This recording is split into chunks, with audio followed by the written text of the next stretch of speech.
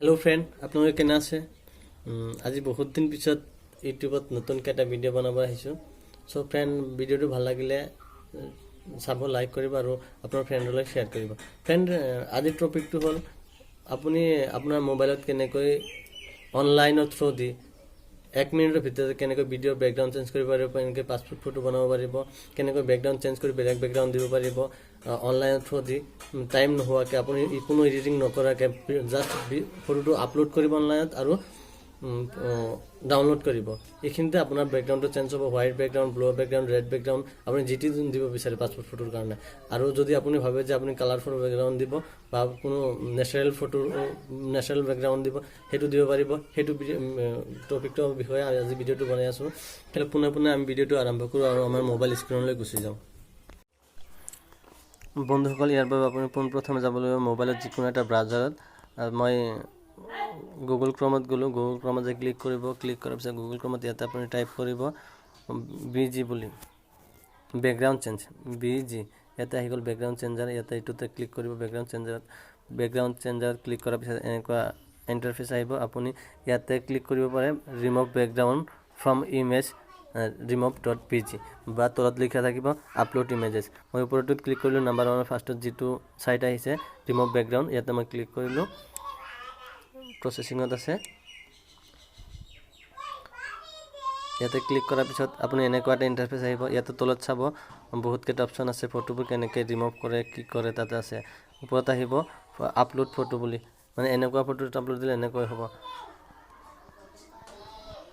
ইয়াতে মই মোৰ ফ্ৰেণ্ডৰ ফটোটো আপলোড দিছোঁ, আপলোড হৈ আছে। তাৰপিছত মই কেনেকৈ ৰিমুভ কৰি আছোঁ আপোনালোকৰ সন্মুখত দেখাই আছোঁ।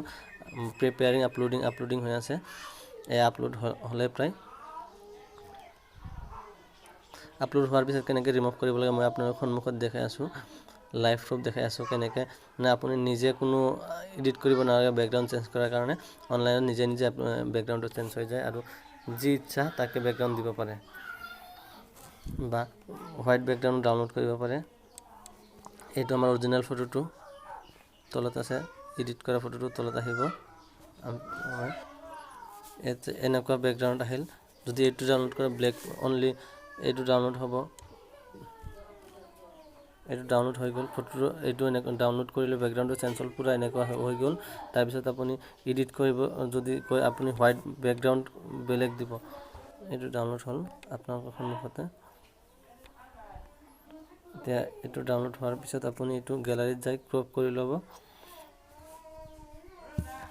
গেলাৰীত আহিলে আপুনি ইয়াতে এডিট অপশ্যনত যাই ক্ৰপ কৰি ল'ব। এইটো পাছপোৰ্ট চাইজ ফটো হৈ যাব। আপুনি নিজে বনাব পাৰিব, কোনো কাৰোতে যাব নালাগে।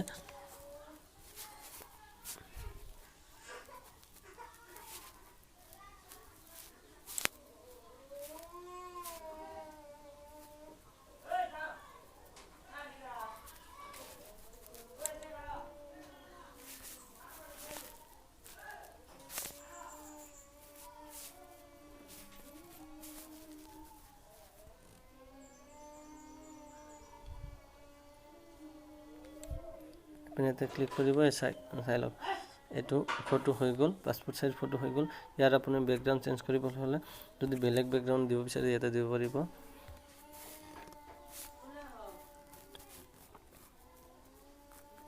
ফটো আপলোড হৈ আছে, এইটো মোৰ ফটো হয়।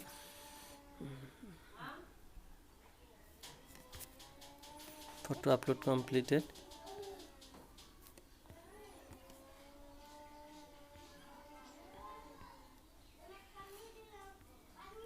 ফটোখন আপলোড হ'ল। এতিয়া আপুনি এডিটত যাই এডিট কৰিব পাৰিব। এডিট অপশ্যন যায়। নেটটো অলপ শ্ল' সেইকাৰণে দেৰি হৈ আছে। আপলোড হৈ গ'ল।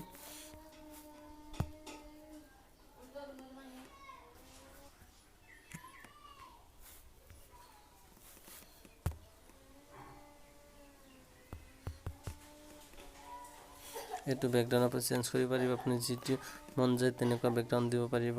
ইয়াতে বেকগ্ৰাউণ্ডবোৰ আছে, আপুনি চিলেক্ট কৰি ল'লে হ'ল অনলি।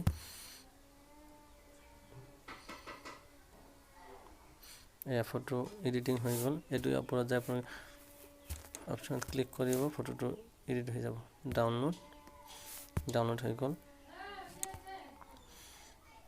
তাৰপিছত আপুনি যেনেকুৱা মন যায় আপোনাৰ সেনেকুৱা বেকগ্ৰাউণ্ড দিব পাৰিব আপুনি।